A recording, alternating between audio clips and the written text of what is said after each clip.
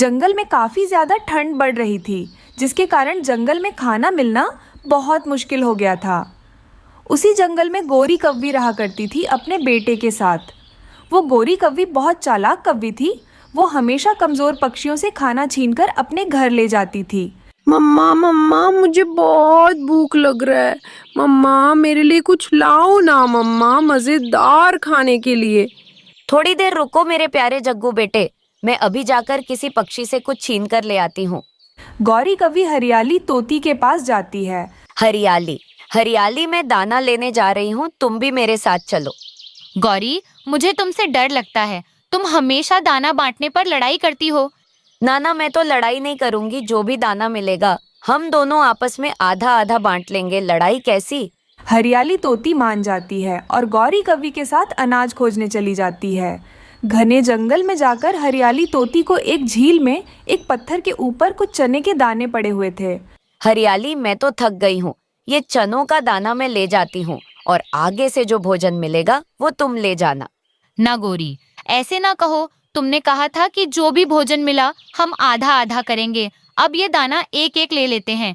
हाँ हरियाली, हो सकता है तुम्हें बाद में कोई मीठा फल मिल जाए, इसलिए मैं तो ये चने का दाना लेकर ही जा रही हूँ। गौरी वो चने का दाना उठाकर सीधा अपने घोंसले पर चली जाती है और अपने बेटे को खाने के लिए दे देती है। ये कव्वी बहुत बुरी है, हमेशा दूसरों को उल्लू बनाती है। हरियाली आगे बढ़ती है। वो बेचारी सारा दिन फिरती है, मगर उसे कहीं भी कोई खाने की चीज़ नहीं मिलती और वो भूखी ही वापस आ जाती है। दूसरे दिन सुबह सवेरे ही गोरी कव्वी रीमा चिड़िया के पास चली जाती है।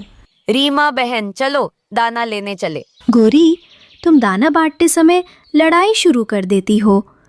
मैं तुम्हारे साथ नहीं जाऊंगी। नाना चिड़िया, मैंने खुद को बदल लिया है। अब मैं किसी से लड़ाई नहीं करती। जो भी दाना मिलेगा हम दोनों मिल बांटकर खा लेंगे। चिड़िया मान जाती है, गोरी कव्वी के साथ दाना लेने चली जाती है। गौरी कव्वी और रीमा चिड़िया उड़ते उड़ते दूर निकल जाती हैं। एक मकई का पौधा जिस पर 2 भुट्टे मकई के लगे हुए थे, चिड़िया उस पौधे को देख लेती है। गौरी कव्वी और चिड़िया दोनों मकई के पौधे के पास पहुंच जाते हैं। मकई का भुट्टा तो मुझे बहुत पसंद है। अब क्या करूं? कैसे चिड़िया को बांटकर मकई का भोटा दूं? गोरी, क्या सोच रही हो? 2 मकई के भुट्टे हैं, एक तुम ले लो और एक मैं ले लेती हूँ। चिड़िया, मैंने ऐसी बात नहीं की थी। ये दोनों मकई के भुट्टे मैं लूंगी और इस पौधे पर अगली बार जो 2 मकई के भुट्टे लगेंगे वो तुम ले लेना। ये सुनकर चिड़िया हैरान हो जाती है। गोरी, ये तुम क्या कह रही हो? इस पौधे पर तो दोबारा 3 महीने बाद मकई का भुट्टा लगेगा। तुम मुझे इसी में से एक दे दो। माफ करना रीमा, ये तो नहीं हो सकता। इस कव्वी का दोबारा मैं कभी भी विश्वास नहीं करूंगी। गोरी कव्वी दोनों मकई के भुट्टे तोड़कर वापस चली जाती है। चिड़िया बेचारी फिर से अपना दाना लेने आगे चली जाती है। जग्गू जग्गू बेटा, ये मकई का भुट्टा खाओ। मम्मा, आप कैसे हर रोज नई नई चीजें खाने को ले आती हैं?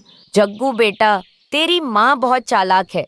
जब तक ये पागल पक्षी जिंदा है, गोरी भूखी नहीं रह सकती। एक दिन गोरी कव्वी बैठी हुई थी कि कबूतर मीठा फल लेकर घर जा रहा था। गोरी कव्वी कबूतर को आवाज देती है। कबूतर, कबूतर कहाँ जा रहे हो? इधर आओ तो। कबूतर, नदी के पास केले के पेड़ पर पके हुए केले हैं, आ जाओ हम केले लेने जाते हैं। केलों का सुनकर कबूतर के मुंह में पानी आ जाता है। मैं ये मीठा फल घर रखकर वापस आता हूँ। छोटा सा तो फल है, लाओ ये फल मैं खा लेती हूँ, फिर हम केले लेने इकट्ठे जाते हैं। कबूतर खुशी खुशी से वो फल गोरी को दे देता है। गोरी उस फल को खा लेती है और कबूतर से कहती है, गंदी आंखों वाले, अगर वहाँ केले होते तो मैं ना खा लेती। मैं क्यों तुमसे फल लेकर खाती? गोरी वहाँ से उड़ जाती है और कबूतर गोरी को जाता हुआ देखता रह जाता है। मगर अब सारे पक्षी गोरी से बहुत तंग आ गए थे। एक दिन सारे जंगल के पक्षी बड़े पेड़ के नीचे इकट्ठे होते हैं। कोई भी पक्षी अब गोरी के साथ भोजन लेने नहीं जाएगा। वो हम सबको पागल समझती है। सुन लो सब, सुन लो। हाँ हाँ, सुन लो। आज से कोई भी पक्षी गोरी की मदद भी नहीं करेगा। ठीक है दोस्तों, हम लोग ऐसा ही करेंगे, तभी तो गोरी को अक्ल आएगी। इस तरह रात हो जाती है। रात होते ही जंगल में जोरों की बर्फबारी शुरू हो जाती है। उस बर्फबारी के कारण घोंसला टूट जाता है, टूटकर नीचे गिर जाता है। मुझे बहुत ठंड लग रहा है मम्मा, हम लोग क्या करेंगे? हमारा घोंसला तो टूट चुका है ना। तुम चिंता मत करो जग्गू बेटा, हम किसी पक्षी के पास जाकर मदद मांगते हैं, वो जरूर हमारी सहायता करेंगे। ऐसा कहकर वो दोनों सीधा हरियाली के पास जाते हैं। हरियाली हरियाली, मेरा घोंसला टूट चुका है। मुझे और मेरे बेटे को आज रात के लिए तुम्हारे घोंसले में रख सकती हो क्या? मुझे माफ करना गौरी, मैं तुम्हारी कोई भी मदद नहीं कर सकती, तुम यहाँ से चले जाओ। गौरी तो वहाँ से चली जाती है। उस रास्ते में कबूतर दिखाई देता है और वो कबूतर को सारी बात बताने लगती है। ना बाबा ना, मैं तो तुम्हारी कोई भी मदद नहीं कर सकता। अगर मैं तुम्हारी मदद की तो तुम मेरा ही घोंसला मुझसे छीन लोगी। इस तरह गौरी को कोई भी पक्षी आसरा नहीं देता है। गौरी और उसका बेटा उड़ उड़कर बहुत थक जाते हैं और वो लोग बर्फ में एक पेड़ के नीचे बैठकर उसे रात किसी तरह काटने लगते हैं। इस तरह गौरी को उसकी गलती की सजा मिल जाती है। एक बड़ा सा जंगल था। उसी जंगल में एक सूखा घास का घर था। उसी घर में रीमा चिड़िया अपनी बेटी मीणा के साथ रहा करती थी। उनका घर बहुत कमजोर था, जगह जगह से टूटा हुआ था। रीमा चिड़िया बहुत ही मेहनती चिड़िया थी। वो तो कबूतर के खेत में काम किया करती थी। क्या बात है मीना बेटी, आज तुम इतनी परेशान क्यों लग रही हो?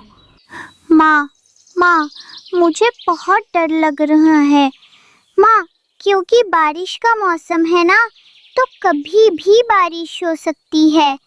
हमारा घर तो जगह जगह से टूटा हुआ है ना। तुम चिंता मत करो मीना बेटी, कल मैं कबूतर के पास जाकर कुछ उधार पैसे लेकर किसी तरह हमारे घर को मरम्मत करूंगी। इस तरह शाम हो जाती है। शाम होते ही बारिश भी शुरू हो जाती है। बारिश के कारण रीमा और उसकी बेटी मीना बहुत डरे हुए थे। माँ, बाहर देखी ना माँ, कितनी जोरों की बिजली गरज रही है। मुझे तो बहुत डर लग रहा है माँ। तुम डरो मत मीना बेटी, आज रात किसी तरह सो जाओ। कल सुबह होते ही मैं कुछ न कुछ करती हूँ। किसी तरह मीना तो सो जाती है, मगर पूरी रात रीमा चिड़िया अपनी बेटी का ध्यान रख रही थी। इस तरह सुबह हो जाती है। सुबह होते ही रीमा चिड़िया केले के पत्तों से अपना घर ठीक कर रही थी। माँ, क्या इस केले के पत्तों से हमारा घर ठीक हो जाएगा? पता नहीं बेटी, किसी तरह आज एक रात बारिश न हुई तो मैं कल सुबह किसी तरह नया घर बना दूंगी। ऐसा कहकर रीमा चिड़िया सीधा कबूतर के पास पैसे मांगने के लिए जाती है। कबूतर भैया, क्या आप मुझे थोड़े से पैसे उधार दे सकते हो? मेरा घर जगह जगह से टूटा हुआ है। अब तो बारिश का मौसम चल रहा है ना, मेरा घर कभी भी टूट सकता है। इसीलिए मैं किसी तरह काम कर कर आपके पैसे ज़रूर से चुका दूंगी। मुझे माफ करना रीमा बहन, अब तो मेरे पास पैसे नहीं हैं। अगर तुम और कुछ दिन इंतजार कर सकोगी तो मैं जरूर से तुम्हें पैसे दूंगा। रीमा चिड़िया बहुत निराश हो जाती है और वो उड़ते उड़ते सीधा कलुए के पास जाती है। जाकर कलुए को सारी बात बताने लगती है। मुझे माफ करना रीमा बहन, अब तो मेरे पास इतने पैसे नहीं हैं, मगर मैं तुम्हारी सहायता जरूर कर सकता हूँ। कैसे कलवे भैया?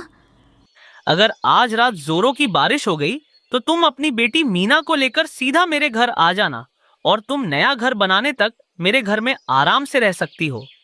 आपका बहुत बहुत धन्यवाद कलवे भैया, अगर आप ना होते तो पता नहीं मेरा क्या होता।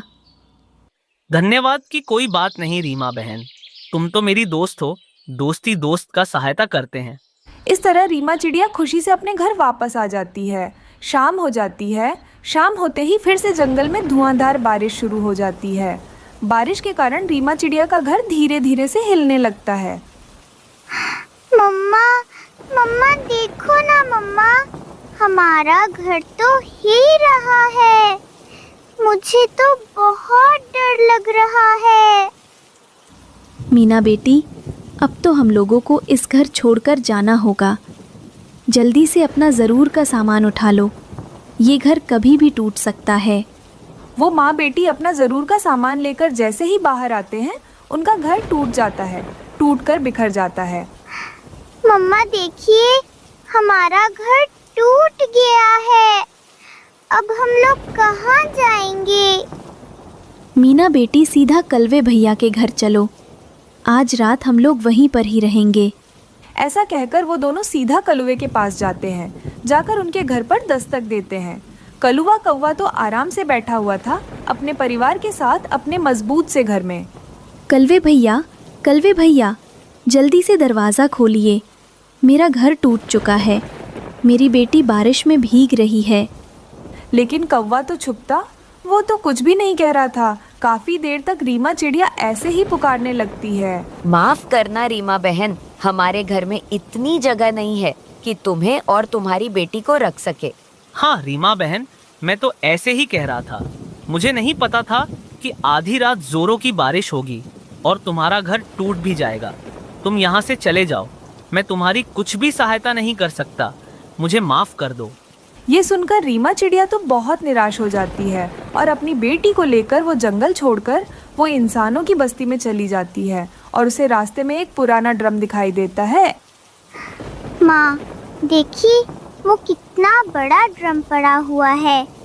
क्यों ना बारिश रोकने तक हम लोग उसमें ही रहे? हाँ मीना बेटी, मैं भी यही सोच रही हूँ। ऐसा कहकर वो माँ बेटी आराम से उसी ड्रम में एक बड़े से छेद करके रहने लगते हैं। अरे वाह मम्मा, ये तो हमारा घर से भी ज्यादा मजबूत लग रहा है। हाँ मीना बेटी, अब तो हमें किसी बात की भी चिंता नहीं है। अब तो हम लोग बारिश रुकने तक आराम से इसी घर में रह सकते हैं। इस तरह वो माँ बेटी उस ड्रम के घर में बारिश रुकने तक आराम से रहने लगते हैं। मम्मा, मेरे गले में बहुत दर्द है और खांसी भी आ रही है। मीना बेटा, तुम कल शाम तक तो ठीक थी, अचानक से ये कैसे हो गया? मैं अभी बुलबुल डॉक्टर के पास जाती हूँ। अंकल, मुझे तीखा वाला 8 प्लेट मोमोज दे दे। अभी देता हूँ, पहले पैसे लाओ। फिर कीकी एक जगह आराम से बैठकर मज़े से मोमोज खाने लगता है। मोमोज खाते ही उसे खांसी और पेट में दर्द शुरू हो जाता है। ये क्या? मेरे गले में इतना दर्द क्यों हो रहा है? मुझे जल्दी से घर जाना होगा। फिर कीकी जल्दी से वहाँ से उड़कर अपने घर चला जाता है। कलुए जी, मोमोज में लाल वाली चटनी बनाने के लिए घर में टमाटर ही नहीं है। गोरीलाल वाली चटनी बनाने के लिए टमाटर की क्या जरूरत? पानी मिलाओ और उसमें लाल रंग मिलाओ और सारे मसाले एक ही बार में डालकर अच्छे से मिला लेना, बन गई हमारी मोमोज की चटनी। कलुए जी, मोमोज में मुनाफा तो बहुत अच्छे से हो रहा है। अगर पक्षियों को मालूम पड़ गया तो हमारी बहुत अच्छे से पिटाई होगी। गोरी, किसी को क्या मालूम पड़ेगा? हम लाल वाली चटनी रंगों से बनाते हैं। मम्मा, मेरे गले में बहुत दर्द हो रहा है। मैंने कलवे अंकल से 1 प्लेट मोमोज खाई, तब से मुझे गले में दर्द हो रहा है। पति जी, मैंने आपसे पहले भी कहा था, उस कलुए के मोमोज में कुछ तो गड़बड़ है।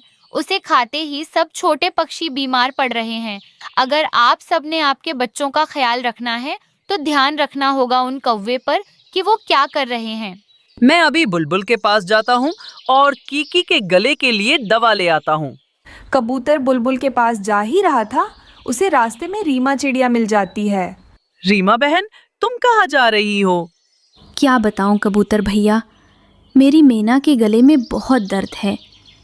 चिड़िया बहन, मेरे बेटे कीकी के गले में भी बहुत दर्द हो रहा है। उसने कलवे के मोमोज के ठेले पर मोमोज खरीद कर खाया था। हाँ, याद आया, कल मेरी बेटी मीना ने भी मोमोज खाया उस कलवे कव्वे से खरीद के। इसका मतलब वो कव्वे कुछ मोमोज में मिलावट कर रहे हैं, इसीलिए सबके गले में दर्द हो रहा है। चिड़िया, हम दोनों को बुलबुल के पास जाना चाहिए। तोता अपने बेटे छोटे मिट्ठू को लेकर पहले से बुलबुल के पास आया हुआ था। नहीं, मुझे टीका नहीं लगवाना पापा, मुझे टीका नहीं लगवाना पापा। बेटा, तुम रात भर गले के दर्द से सो नहीं पाए, टीका लियोगे तभी तो ठीक होगा ना। मिट्ठू, क्या तुम्हारे बेटे के गले में भी दर्द हो रहा है? हाँ दोस्तों, पता नहीं उन दुष्ट कौवे ने मोमोस में क्या मिलावट की। मोमोस खाते ही मेरे बेटे के गले में दर्द शुरू हो गया। अगर आप सबने आपके बच्चों का ख्याल रखना है तो ध्यान रखना होगा उन कौवों पर कि वो क्या कर रहे हैं। वो सब बुलबुल से दवा लेकर अपने अपने घर चले जाते हैं। कलुए, मेरे सुंदर पति कलुए, अगर ऐसे ही चलता रहा तो मैं बहुत जल्द सोने का हार लूंगी। मैं जाकर मोमोज तैयार करता हूँ और तुम केमिकल वाले रंग से चटनी बना दो। कबूतर भैया, आप कलवे के मोमोज के ठेले के पास जाकर छुप जाना और उन पर ध्यान रखना। तब तक तोते को बुलाकर लाती हूँ। अगर वो कौवे कुछ गलत करते हुए पकड़े गए तो हम सब उन्हें जंगल से निकाल देंगे। ठीक है रीमा, थोड़ा जल्दी आना, तुम्हारा इंतजार करूंगा। फिर कबूतर कौवों के आने से पहले ही पौधों में जाकर छिप जाता है। थोड़ी देर बाद कौवे भी अपने ठेले के पास आ जाते हैं और आपस में बातें करने लगते हैं। गौरी, ये सब मेरे मामा जी का कमाल है, जिसने हमें केमिकल वाली लाल चटनी बनाने का तरीका बता दिया। उनकी बातें कबूतर पीछे से सुन रहा था। अच्छा, तो ये बात है कलुए, वो रंग की बोतल कहाँ है? जल्दी से दे दीजिए ताकि मैं चटनी बना सकूं। तभी कबूतर पौधों में से आकर गोरी से केमिकल वाली बोतल छीन लेता है। दुष्ट कौवो, तुम दोनों हमारे बच्चों की जिंदगियों से खेल रहे हो। हम सब तुम दोनों को छोड़ेंगे नहीं। वे कबूतर, चल भाग, यहाँ से हम दो हैं और तू एक, हम दोनों तुझे मार मार के बंदर बना देंगे। चिड़िया भी वहाँ पर तोते को लेकर वहाँ पहुँच जाती है। गौरी, कबूतर अकेला नहीं है। इस बुरे काम को रोकने के लिए हम सब कबूतर के साथ हैं। भागो गौरी, जल्दी से यहाँ से भागो। कौवा और कौवी वहाँ से भागने लगते हैं, मगर पक्षियाँ उन्हें पकड़कर उनकी खूब पिटाई करते हैं और उन दोनों का ठेला भी तोड़ देते हैं। ऐसे कौवों को उनकी बुरे कामों की सजा मिलती है। एक बड़ा सा जंगल था। उसी जंगल में रीमा चिड़िया अपने पति टुन्नू के साथ बहुत खुशी से रहती थी। टुन्नू जी, ये जंगल कितना सुंदर जंगल है।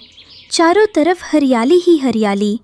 ये जंगल ने हमें खाने के लिए भोजन दिया और पीने के लिए पानी, रहने के लिए घर। क्या कुछ नहीं दिया हमें इस जंगल ने। हाँ रीमा, ये जंगल अब हमारा है। इस जंगल को छोड़कर हम दोनों कहीं भी नहीं जाएंगे। दूसरी तरफ उसी जंगल में कलुआ कौवा अपनी पत्नी गौरी और अपने बेटे कुक्कू के साथ रहा करता था।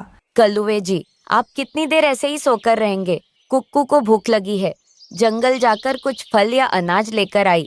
अरे गौरी, तुम हमेशा मुझे ही क्यों सारा काम कहती हो? तुम खुद ही जाकर फल लेकर आना और अपने बच्चों को खिलाना। मुझे बस सोने दो। कलुए जी, मुझे गुस्सा मत दिलाओ। अभी आप जाते हो या नहीं? अगर आप नहीं गए ना तो देखना, मैं अपने बेटा को लेकर अपने मायके चली जाऊंगी। अरे गौरी, तुम गुस्सा क्यों होती हो? तुम गुस्सा मत होना। मेरे पास एक बहुत बड़ा उपाय है। देखना, मैं इस उपाय से ढेर सारे फल और अनाज काम आऊंगा। तुम यही बैठी रहो, मैं अभी आता हूँ। ऐसा कहकर कलुआ कौवा सीधा इंसानी लकड़हारे के पास जाता है। क्या बात है कौवे, तुम मेरे पास क्यों आए हो? लकड़हारे, मेरे पास एक बहुत अच्छा उपाय है जिससे तुम ढेर सारे पैसे कमा सकते हो और मैं ढेर सारे फल और अनाज। क्या बोलते हो? क्या ढेर सारे पैसे तो बताओ ना, क्या उपाय है? क्यों ना मैं जंगल से तुम जितने चाहते हो उतने लकड़ियां लाकर दूं और बदले में तुम मुझे ढेर सारे फल और अनाज देना। तो बोलो, मेरा उपाय कैसा है? अरे वाह, तुम्हारा उपाय तो बहुत अच्छा है। मैं तो जंगल जाकर लकड़ियाँ नहीं काट सकता, लेकिन तुम तो काट सकते हो ना। लेकर आना, बहुत सारे लकड़ियाँ लेकर आना। तुम जितने फल चाहते हो मैं उतने फल में ला कर दूंगा, और जाते हुए ये कुल्हाड़ी भी अपने साथ लेकर जाना। अरे वाह, अब मैं इस इंसान को लकड़ियां बेचकर बहुत अमीर हो जाऊंगा। अगले दिन कलुआ कौवा अपने दोस्त के साथ उस जंगल के अंदर आता है। तुम अब काम पर लग जाओ, हम सबको ढेर सारे पेड़ काटने हैं। मगर कलुए, पेड़ काटना तो जुल्म है। तुम मुझसे ऐसे काम क्यों करवा रहे हो? बकवास बंद कर। अगर तुझे ढेर सारे फल चाहिए है तो जैसा बोलता हूँ वैसा ही कर। चल अब जा काटना शुरू कर। दूसरी तरफ ये बात कुछ पक्षियों को पता चल जाती है। पक्षियों, सब इधर आ जाओ, जल्दी से मेरे पास आ जाओ। क्या हुआ लूसी बहन, तुम सब पक्षियों को यहाँ क्यों बुला रही हो? सब पक्षियों को आने दो, फिर मैं बताती हूँ। लूसी की आवाज सुनकर सब पक्षियाँ लूसी के पास आ जाते हैं। फिर लूसी सबको सारी बात बताने लगती है। दोस्तों, मैंने अभी देखा कलुआ कौवा और उसके साथ ही हमारे जंगल के पेड़ काट रहे हैं। ऐसे कैसे हो सकता है? ये जंगल तो सबका है। मैं अभी जाकर उस कलुए कौवे से बात करता हूँ। नहीं नहीं टुन्नू जी, आप मत जाइए। कलुआ कौवा अपने साथियों के साथ है। वो हम पर हमला करेगा तो हम सब मर जाएंगे। हम दोनों आराम से कलुए कौवे के पास जाते हैं और उसे अच्छे से समझाते हैं। फिर रीमा और टुन्नू कलुए के पास जाते हैं। कलुवे, ये जंगल हम सबका है। तुम हमारे इस जंगल के पेड़ क्यों काट रहे हो? मैं काटूंगा, इस जंगल के सारे पेड़ काटूंगा और इंसानों को बेचकर ढेर सारे फल और अनाज कमाऊंगा। अगर तुम हमारे हरे भरे जंगल के पेड़ों को काट दोगे तो हम कहाँ रहेंगे? हम सब घर कहाँ बनाएंगे? मुझे कुछ नहीं पता। अगर तुम सबको इस बात से परेशानी हो रही हो तो तुम सब इस जंगल को छोड़कर चले जाओ। फिर रीमा और टुन्नू कलुए से कुछ नहीं कहते, वो वहाँ से चले जाते हैं। टुन्नू जी, हम एक काम करते हैं। इंसानों की बस्ती में जाकर उस लकड़हारे से हम बात करते हैं। वो दोनों तुरंत इंसानों के बस्ती में आ जाते हैं और लकड़हारे से बात करने के लिए उसके पास चले जाते हैं। जाओ जाओ छोटे पक्षियों, यहाँ से जाओ। मुझे तो ढेर सारे लकड़ियाँ चाहिए, इसलिए मैंने कौवे से बात कर ली। तुम पक्षियाँ अपना अपना देख लो और जंगल छोड़ कर चले जाओ। नहीं लकड़हारे, हम सब पक्षी हमारे जंगल को छोड़कर कहीं नहीं जाएंगे। मैं तुम्हें सबक सिखाकर रहूंगा। चलिए टुन्नू जी, हम यहाँ से चलते हैं। ऐसे मूर्ख इंसानों के पास दिल नहीं होता। फिर टुन्नू और रीमा जल्दी से इंसानों की मुखिया के पास चले जाते हैं। माँ जी, हम सब पक्षी हरे भरे जंगल में खुशहाली का जीवन बिता रहे हैं। हमारे जंगल का कलवा कौवा और इंसानों का लकड़हारा मिलकर पैसों के लिए हमारे जंगल के पेड़ काट रहे हैं। क्या मेरे होते हुए मेरे बस्ती के लोग ऐसा कर रहे हैं? जंगल के पेड़ काट रहे हैं? ऐसा मैं कभी होने नहीं दूंगी। जंगल पक्षियों का साझा है, उनका हक है कि वो जंगल में आराम से जिंदगी गुजारे। चिड़िया, मैं लकड़हारे से बात करूंगी कि कलुए कौवे से लकड़ियां ना खरीदे। आपका बहुत बहुत धन्यवाद माँ जी। दूसरे दिन इंसानों की मुखिया लकड़हारे के पास जाती है। दुष्ट लकड़हारे, तुम जंगल से लकड़ियां काटकर पैसे कमा रहे हो। आज के बाद से तुम कलुए कौवे के पास से लकड़ियां मत खरीदना, वरना तुम्हें मैं यहाँ से निकाल दूंगी। अच्छा वो मुखिया जी, मुझे माफ़ कर दीजिए। आज के बाद से मैं कभी ऐसा नहीं करूँगा। वो थोड़े से पैसों के लिए मैं लालच में आ गया था, मुझे माफ़ कर दीजिए। दूसरी तरफ टुन्नू अपने साथियों को लेकर कलुए कौवे के पास आता है और उसकी खूब पिटाई करने लगता है। इस तरह उस दिन के बाद से जंगल के सब पक्षी अपने हरे भरे जंगल में खुशी खुशी से रहने लगते हैं। रीमा चिड़िया और कलुआ कौवा दोनों दोस्त थे। एक बार की बात है, दोनों दोस्त भोजन की खोज में निकले हुए थे कि वो रास्ता भूलकर दूसरे जंगल पहुंच जाते हैं। कौवे भैया, ये जंगल मैंने पहले कभी नहीं देखा। मुझे लग रहा है कि हम रास्ता भूल चुके हैं। रात भी होने वाली है। अब ऐसे अजनबी जंगल में हम रात कैसे गुजारेंगे? हमें किसी पक्षी के घर आसरा लेना होगा, वरना कोई खतरनाक जीव हमें खा जाएगा। यहाँ बैठकर समय जाया करने से अच्छा है हम आगे बढ़ें। वो उड़ते हुए जा रहे थे कि उन्हें एक घोंसला दिखाई देता है। दोनों जाकर वहाँ पर दस्तक देते हैं। घोंसला से एक तोता बाहर निकलता है। मैं नहीं जानता आपको, आप कौन हो? तोते, हम रास्ता भूलकर इस जंगल में आ गए हैं। हमें अपने घोंसले में आश्रय दे दो। सुबह होते ही हम दोनों यहाँ से चले जाएंगे। आपकी बात तो ठीक है, मगर मेरा घोंसला कमज़ोर है, इतना मजबूत नहीं कि मैं आप दोनों को रख सकूं। हाँ, मैं दोनों में से किसी एक को रख सकता हूँ। धन्यवाद तोते, हम ऐसा नहीं कर सकते। हम एक दूसरे को नहीं छोड़ सकते। हम दोस्त हैं। चलो कौवे भैया कहीं और जाते हैं। मगर कौवा चुप था, वो कुछ भी नहीं बोल रहा था। कौवे भैया चलो, हमें देर हो रही है, अंधेरा बढ़ रहा है। दोनों में से एक, तो फिर मैं यहाँ रह सकता हूँ। चिड़िया, तुम जाओ और अपने लिए कोई और आश्रय ढूंढ लो। कौवे भैया, हम दोस्त हैं और ऐसे बीच रास्ते में कैसे मुझे अकेले छोड़ सकते हो? मुझे अकेली को डर लगेगा। जब जान की पड़ी हो तो अपनी जान बचाते हैं, ना कि दोस्ती को देखते हैं। कलुआ कौवा ऐसे कहते हुए तोते के घर में चला जाता है और चिड़िया बैठी कौवे को देखती रह जाती है। थोड़ी देर बाद चिड़िया भी उड़ती है और आगे बढ़ती है। वो सामने वाले घोंसले में तुम लेट सकते हो, मगर ज्यादा करवट ना बदलना।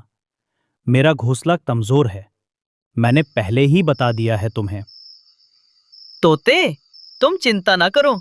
मैं जब सोता हूँ तो समझो पत्थर का बन जाता हूँ। एक भी करवट नहीं लूंगा। चिड़िया बेचारी को बहुत डर लग रहा था। पहले वो दो थे, इसलिए उन्हें एक दूसरे का सहारा था, मगर अब चिड़िया अकेली रह गई थी। थोड़ी दूर एक सूखा हुआ पेड़ था जिसकी खोखर में एक कबूतर छुपा बैठा था। वो चिड़िया को आवाज देता है, या चिड़िया बहन, मौसम खराब है और रात भी है। तुम यहाँ आ जाओ, इस पेड़ की खोखर में तुम खुद को छुपा सकती हो। चिड़िया इधर उधर देखती है और फिर कबूतर को देखकर पेड़ की खोखर में चली जाती है। अरे चिड़िया बहन, तुम अकेले इतनी रात को तुम कहाँ पर जा रही हो? मैं और कौवा रास्ता भूलकर इस तरफ आ गए थे। रात हो गई तो बहुत परेशानी हुई। थोड़ी देर बाद बारिश शुरू हो जाती है। बारिश बहुत तेज थी। पहले तो तोते का घोंसला लटका रहता है, मगर फिर तेज हवा से तोते का घर हिलने लगता है। वही हुआ जिसका डर था। नहीं बचेगा मेरा घर, नहीं बचेगा। तोते ने अभी इतना कहा ही था कि उसका घोंसला टूट जाता है और धड़ाम से जमीन पर गिरता है। कौवा तोते की तरफ देख रहा था। अब क्या होगा ऐसी बारिश में? हम कहाँ जाएंगे? यहाँ से थोड़ी दूर मेरी बहन रहती है, मैं तो वहाँ जा रहा हूँ। और अब तुम सोचो कि तुम्हें कहाँ जाना है। ऐसे कहते हुए तोता वहाँ से चला जाता है। मैं अकेला रह गया। अगर चिड़िया मेरे साथ होती तो कोई ना कोई उपाय जरूर निकाल लेती। मैंने बहुत बुरा किया।